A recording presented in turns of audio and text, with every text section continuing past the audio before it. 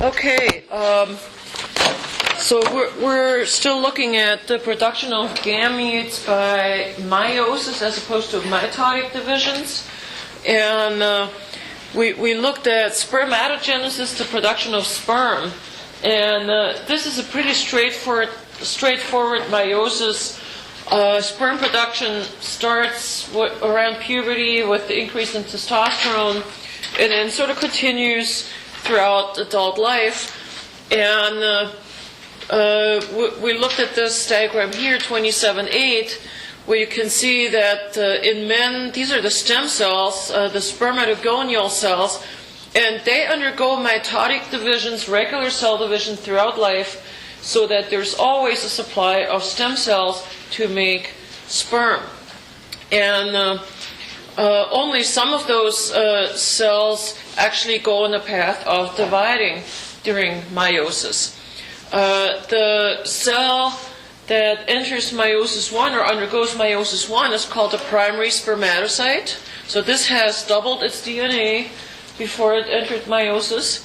The primary spermatocyte undergoes meiosis 1, and that results in 2 secondary spermatocytes. And again, make sure you review that meiosis, all those differences, separation of homologs into secondary spermatocytes, and then they each undergo meiosis 2 to result in 4 cells that are called spermatids, and then we had all of that spermiogenesis stuff that turns them into functional sperm. So we go from one mother cell and we generate 4 daughter cells. All of this starts to happen at puberty and continues throughout adult life.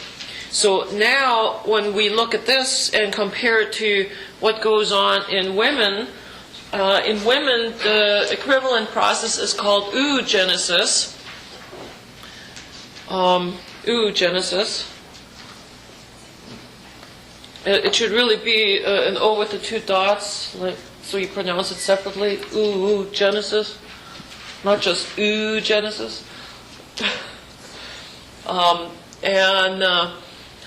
There are quite a few differences here compared to what happened in spermatogenesis. The differences have to do with timing, when this all happens, which is really crazy. There are several stops and starts in women.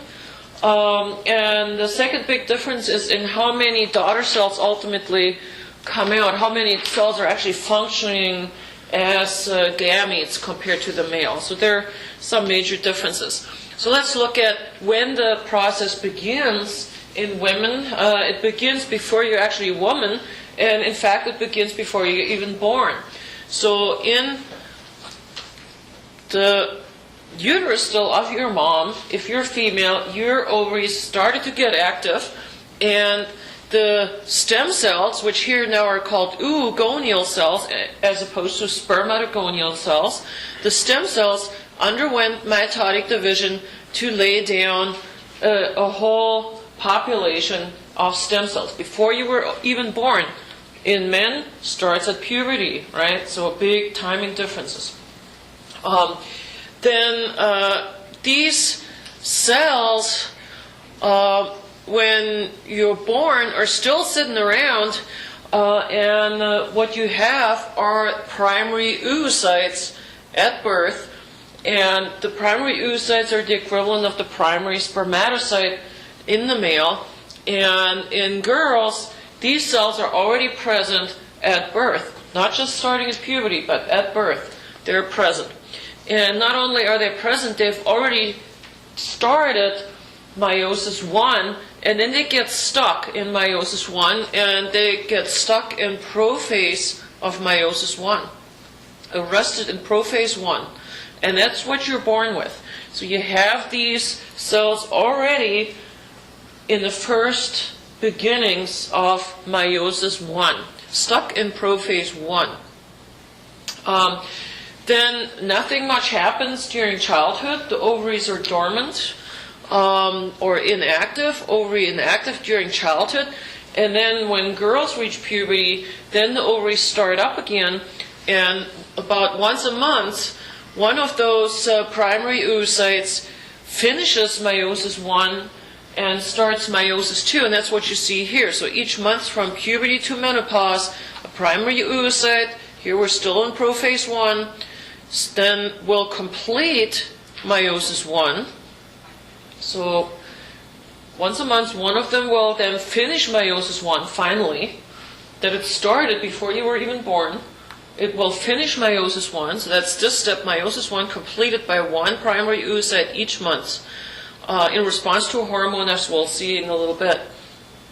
Now, that cell will finish meiosis 1, and you get 2 daughter cells. And here's a second big difference. In the male, all the daughter cells got equivalent amount of cytoplasm. Here in the female, we divide the primary oocyte completely unequally. And almost all the cytoplasm goes with one of the daughter cells, and the other one gets very, very little. Basically just membrane surrounding a packet of genetic material. So meiosis 1 is unequal. The cell division part is unequal when it undergoes telophase and cytokinesis. The daughter cell at the end of meiosis 1 is called the secondary oocyte. And there's just one of those. The other small packet is called a polar body. The reason this is called a polar body, because in life, in reality, this actually remains stuck to the secondary oocyte underneath. It actually has a little shell membrane, so it's staying stuck there. And it looked like it's on the pole of the cell. That's why they called it a polar body. And this is just a packet of chromosomes with a little bit of membrane around it. So it's a completely unequal division. All the goodies remain with the secondary oocyte. Then the secondary oocyte begins meiosis 2, and then it gets stuck again. This time it makes it to metaphase 2. So we're arrested in metaphase 2, and then that, in human, that is what gets ovulated. So if there's an ovulation, what gets ovulated is a secondary oocyte arrested in metaphase 2, ovulation, and only if there is sperm contacting that egg will it get triggered to finish meiosis 2. So here we see sperm entry. Not necessarily fertilization, but sperm entering that oocyte, and that triggers the finishing of meiosis 2, so completed only if sperm penetration occurs.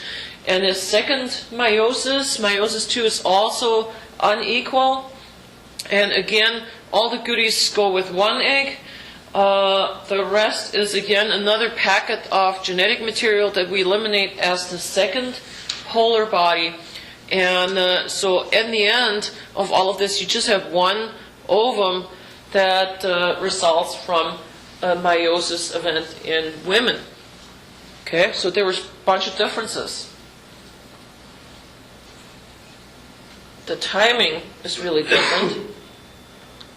Okay, so that was one big difference. First one was all that timing. In women, starts before you're even born, laying down stem cells, getting them into prophase 1, and then they get stuck.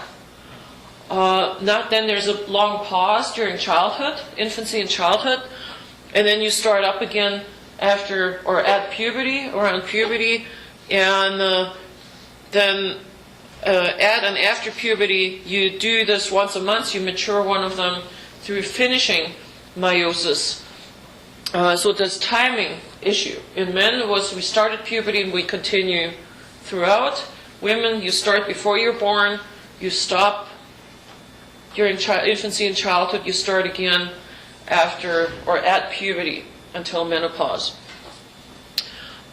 Second big difference, the division, this actual cell division, is unequal. So you always, with every meiotic division, you package all the goodies with just one of the daughter cells. So in the end, one stem cell gives rise to one functioning ovum. As opposed to the sperm, we had one stem cell give rise to 4 potential sperm cells. Okay, so another big difference.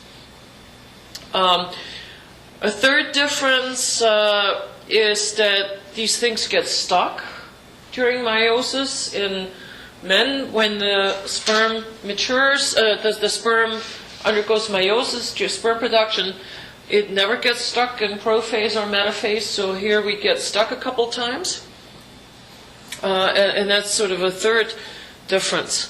Other differences are that once you're born, you're really not replenishing your stem cells. This happens all before birth. So women or baby girls are born with a finite number of potential eggs, which is not really a problem because we can't have 400,000 kids. So if that's how many you have, that's not going to happen, right? We're not fishes. So that's still enough to be fertile.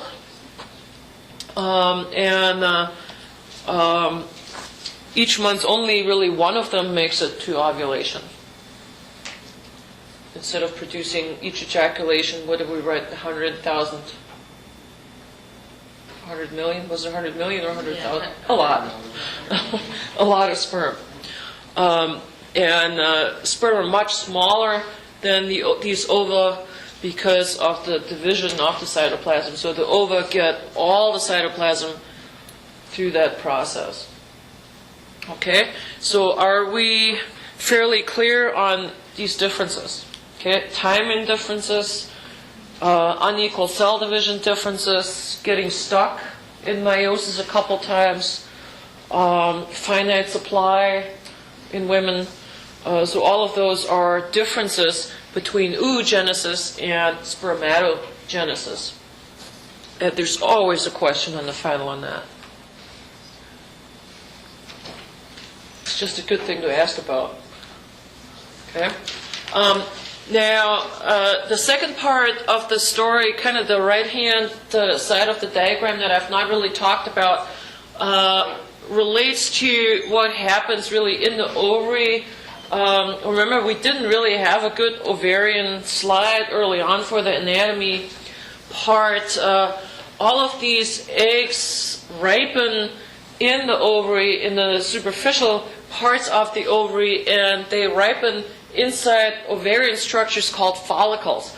And you see the term follicle along the right side of figure 19 here. The follicle in these early stages of ripening are called primordial follicle. It's basically one layer of cells surrounding the oocytes and the primary oocytes. And these primordial follicles, if you trigger them to stimulate the cell to finish meiosis, they will change, and they will visibly change. The cells will increase in size, and then they'll increase in layers. And you see the follicles getting bigger and bigger. There are different naming schemes in different books for these follicles. So this one uses primary and secondary follicles. There are different schemes depending. Some books use how many layers of cells can you count. So just be aware that there are different ways of classifying how old a follicle is or how mature it is. But everybody uses the same terms for the ripe follicle, the one that's about to ovulate, and that's this term here, the vesicular or Graafian follicle, and that's usually actually much bigger than they indicate here on this diagram. We'll have a better slide after this. And then when the egg gets ovulated, this thing will blow up and rupture, and the oocyte gets flushed out. And in humans, again, what gets flushed out is the secondary oocyte stuck in metaphase 2, and only if there's sperm penetration will they finish meiosis 2. So what you're ovulating is a secondary oocyte. In absence of fertilization, ruptured follicle becomes a corpus luteum and ultimately degenerates. So we need to talk about that. What happens to that scar on the ovary after ovulation? Okay, so these meiotic cell divisions occur inside the ovary, inside follicles in the ovary. The sperm was inside seminiferous tubules. Here we have inside follicles. And here's maybe a better diagram, figure 20, showing the different kinds of follicles and the naming scheme I usually follow. So here we have the most immature follicles, the primordial ones, small stem cells that have started meiosis, so they're primary oocytes, and prophase 1, they're stuck there, and once a month they will progress, one of them will progress, and the follicle cells around them start growing in size and in number. Eventually you'll see layers, and we usually go with the scheme that if you see multiple layers of cells surrounding an egg that's growing in there, you'll call that a primary follicle. And then after a while, you'll actually start seeing a fluid-filled space show up, and we usually go with, once you start seeing that space, you call it a secondary follicle, because in lab that's just an easy landmark. So either you see a space or you don't, right? So if you see a space, call it a secondary follicle. And if you don't, like this one, call it a primary. But just be aware that there are all these different schemes out there. Some books go primary, secondary, tertiary, vesicular. This book goes primary, secondary, vesicular. So there are different schemes for classifying how far along they are. Okay? So I think Laurie Ely still goes with this. So if you don't see space surrounding the egg directly, it's a primary. If you start seeing spaces inside the follicle, called a secondary. If it gets huge, giant, then it's a vesicular or a Graafian follicle. This is what ovulates. Ovulation is a rupture of this membrane. The fluid gushes out and propels the egg into the body cavity, where it's hopefully caught by the fallopian tube. And then afterwards, that scar on the ovary turns into this thing called the corpus luteum. And so people have looked at what goes on in the ovary and divided, since this is all something that's mostly on the matching the menstrual cycle of women, the hormonal cycle of women, which is basically a monthly cycle. They've divided it into all these phases that I wrote on here. So the cycle, and here I called it the ovarian cycle, starts with the follicular phase, and cycles differ in women from some people all the way up to 40 days to as little as 21 days. So there's some variability in women how long their cycle is, but we start day 1 with the follicular phase, and as we'll see in the uterus, that corresponds to the onset of menstruation. So that's usually considered day 1 of the cycle. And in the ovary that we're looking at here, this is when another round of follicles start ripening, and one of those will make it to ovulation. The follicular phase tends to be on average about 2 weeks, 14 days, so day 1 to 14.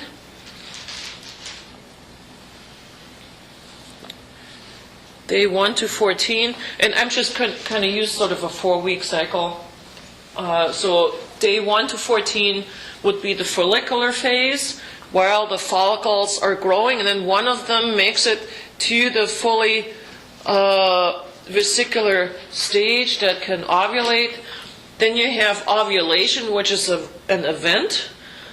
And then, so that's kind of on day 14 if you assume a 4-week cycle.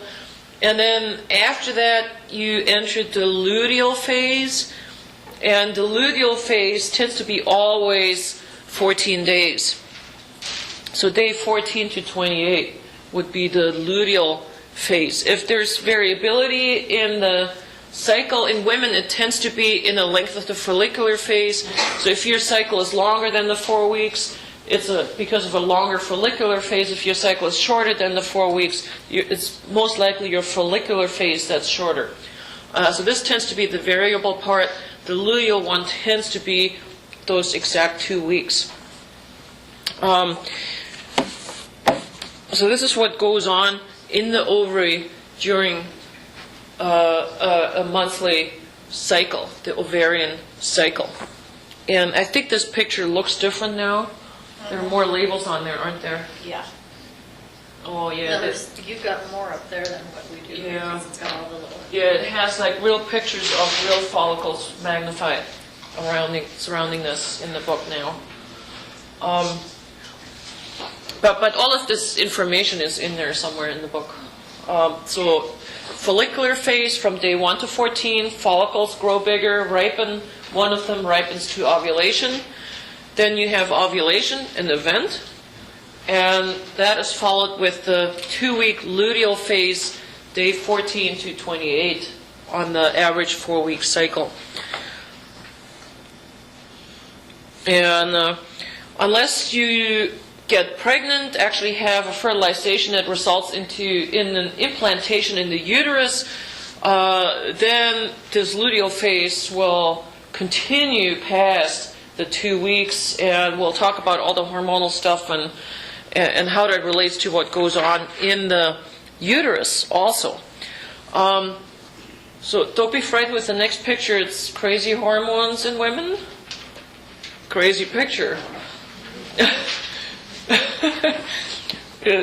It's a little unfortunate. This picture tries to do too much all at once. Figure 27 and 21. And it all starts in the hypothalamus, triggering the pituitary. We saw this in the male, the same, this part at least of the picture. We had gonadotropin releasing hormone from the hypothalamus, the portal system to the anterior pituitary. The anterior pituitary releases follicle stimulating hormone and luteinizing hormone. Don't worry about all these steps right now. Just look at that as triggering follicles to start maturing an egg inside of them. They stimulate follicle growth.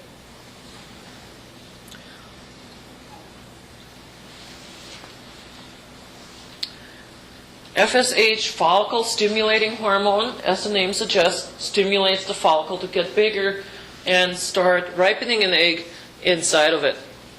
And the luteinizing hormone helps a little bit in that process.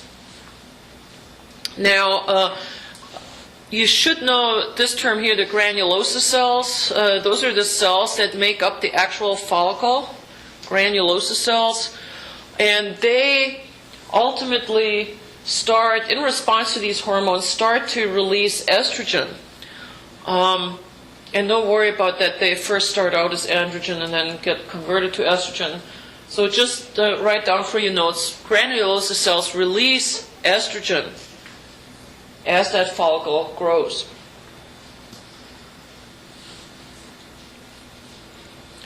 Granulosa cells, the follicle wall releases estrogen. And early on, the estrogen levels are relatively low. And then as the follicle gets bigger and bigger, the estrogen levels will increase. So that estrogen is not all the same throughout the cycle. Estrogen will increase. And Next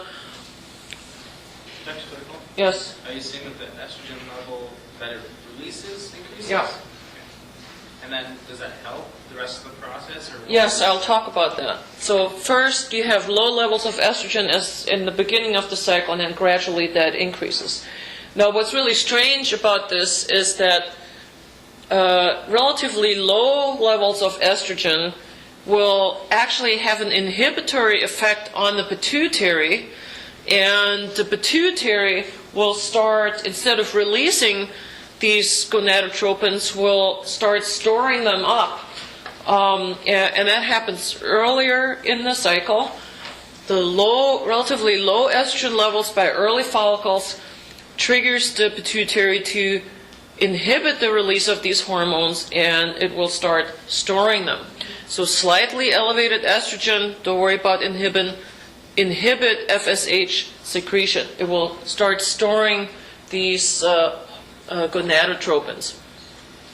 Then as the follicle gets bigger, at some point you get the estrogen going up and up and up to the point where you have higher levels of estrogen. And then the higher levels of estrogen will then stimulate the pituitary to release the stored hormones all at once. And you get a surge of the gonadotropin, and in particular the luteinizing hormone is important there to trigger ovulation. Okay, so low estrogen in the early parts of follicle ripening inhibits the pituitary. Once the follicle is mature, you have high estrogen levels that will trigger the sudden release of LH and FSH, it's not on the picture, from the pituitary. So you get a spike in the hormones. The surge in luteinizing hormone triggers ovulation. That expressly is what causes ovulation. And the secondary oocyte stuck in metaphase 2 is ovulated. And the scar turns into a corpus luteum. Luteinizing hormone triggering ovulation, and you get a corpus luteum. So that name kind of makes sense too. And then that corpus luteum starts putting out estrogen and progesterone. So during the luteal phase of the cycle, you start seeing progesterone show up as well. So this is pretty crazy, up and down. It's a lot easier if you could look at all these graphs all at the same time that are in your book. Okay? Do I need to repeat anything on this right now? Can I move on?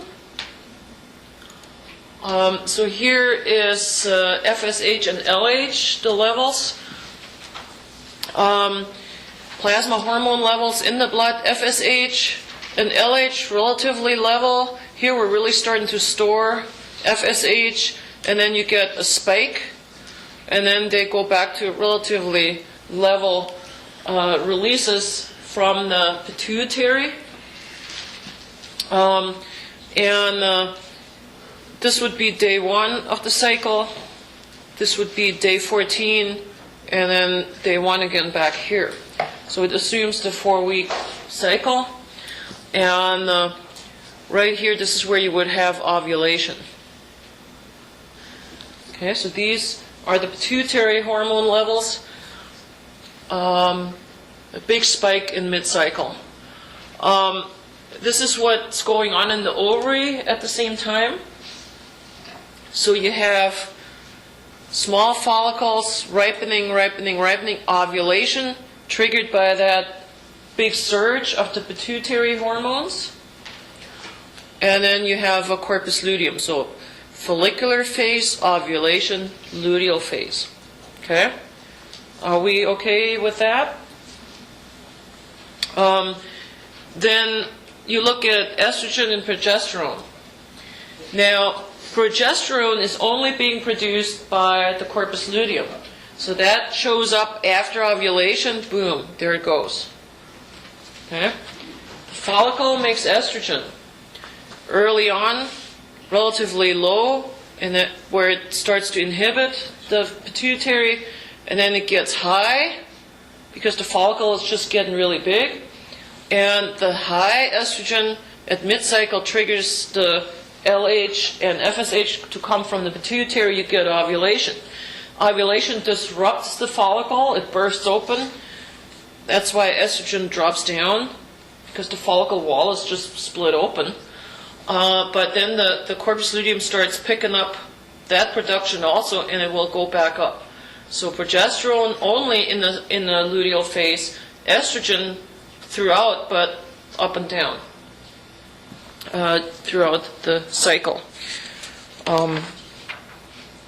Where does estrogen come from? Granulosa cells of the follicle. Where does progesterone come from? The corpus luteum. And in the luteal phase, it also makes more estrogen.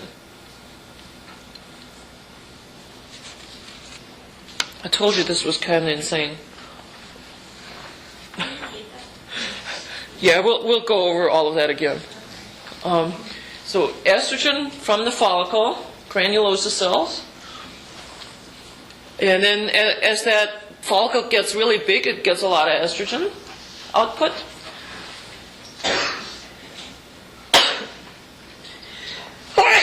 Oh, excuse me. High estrogen triggers that surge of the pituitary hormone, that pointy graph,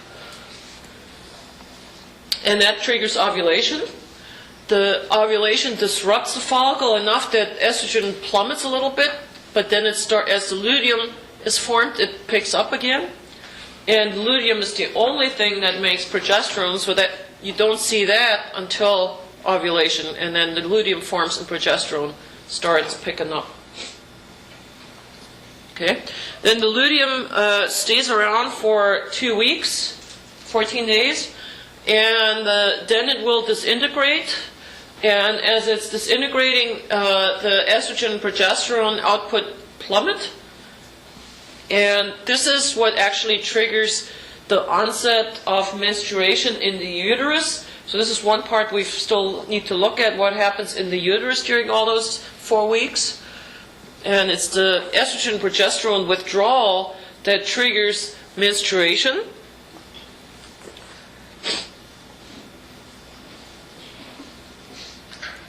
I'll do it again. This could benefit from several rounds of explanation. So here's the uterus now. What goes on in the uterus during those 4 weeks? We have day 1 starts with day 1 of menstruation. So in the uterus we talk about the menstrual phase that takes several days. And then after menstruation stops, the lining of the uterus starts to build up again. So you see the endometrium functional layer regain its thickness. Around ovulation, it's actually not completely done building up. It continues building up until it reaches its sort of perfect state for implantation about a week or so after ovulation. And then if there's no implantation of an embryo, the corpus luteum in the ovary disintegrates and the functionalis gets sloughed off again. So here we're back to a new cycle triggering menstruation. Okay, so how does this make sense with the hormones, etc., or what goes on in the ovary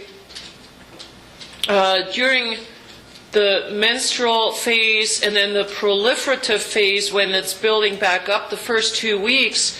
Inside the ovary, the follicle is ripening. So that makes perfect sense. The follicle is ripening. There's no egg ready yet to ovulate. The uterus can take that time to clear out and build up again. Okay? Not interfering with any potential fertilized eggs coming down. Yes? Right? So during these first 2 weeks, the uterus is sloughing off and building back up, at least starting to, and the egg is ripening inside the ovary. Then day 14, you have ovulation. The uterus is not completely ready at ovulation. That's okay because it will take that egg, and if it gets fertilized at early embryo, about a week to make it down, to travel down the fallopian tube to make it to the uterus. So that's okay. We're not quite ready, but we're entering a phase where the endometrial glands are starting to get active and start churning out secretions that will nourish an early embryo that comes down.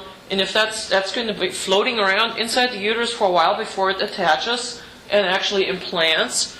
And the uterine glands or endometrial glands nourish that early embryo during that time.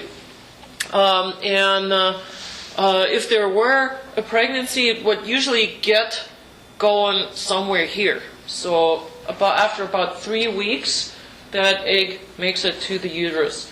And the uterus is finally completely ready. You have full thickness of the endometrium. If there's not a pregnancy, if there's no implanting embryo, the corpus luteum disintegrates in the ovary. The hormones, estrogen and progesterone drop, and that triggers the new menstrual flow. Okay? What we've not talked about is what happens if there is a pregnancy, how come the corpus luteum stays around, right? So that's something we'll do a little bit later. It basically has to do with the embryo itself telling that corpus luteum, wait a minute, I'm living here now, you keep going so we don't get a menstrual flow. This is actually a point where things go wrong a lot. So a lot of fertilized eggs get lost in normal menstrual flow and you wouldn't know any difference. So unless there's a pregnancy that gets established, the corpus luteum stops making hormones and you lose the lining again. And you start everything anew. So let me see, I can't remember if this goes straight to fertilization. Yeah. Let me do these again. I think it's probably beneficial to do this one more time. And if you don't want to look at this one too much, because there's a lot of sort of extra stuff on there, it's maybe okay to just look at the others. You should know where they come from. The pituitary gland, that it's from the anterior pituitary. The two guys important here are the gonadotropins, as we called them, right? Remember, tropin was a hormone that acts on another endocrine gland, in this case, the ovary. And there are two of those, follicle-stimulating hormone. You should know that stimulates the follicle to grow. Convenient naming, right? And luteinizing hormone is the one that triggers ovulation later. Those are really the two big deals. LH comes out early on too for increasing estrogen production, but less important in this context. So the important bits are FSH stimulates the follicle to grow. LH will really trigger the ovulation. Estrogen, where is estrogen being produced? Estrogen is produced by the ovary, by the granulosa cells of the follicle. Okay. So FSH and LH from the anterior pituitary, estrogen from the follicle itself, from the granulosa cells, and then later we have, in the second half of the cycle, progesterone coming from the corpus luteum, the scar on the ovary that you ovulated from, and it also makes estrogen. Don't worry about inhibin. We don't need that for the story, really. Yes? Progesterone from the corpus luteum, and that's also producing estrogen after ovulation. So estrogen is kind of first by the ripening follicle, and then after ovulation by the corpus luteum. Okay? So you need to know those parts, where these hormones are being produced. Okay? So you got that down?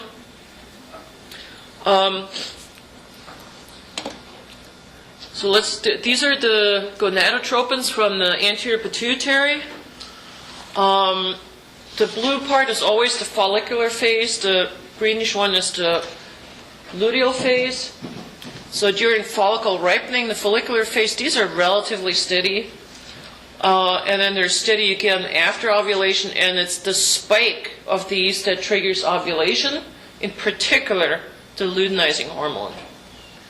So the spike of luteinizing hormone from the pituitary on day 14 triggers ovulation. Important factoid.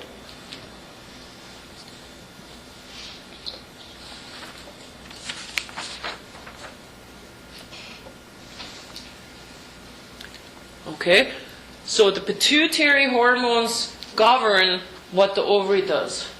Okay, as opposed to with follicle ripening and ovulation and maintaining a luteum.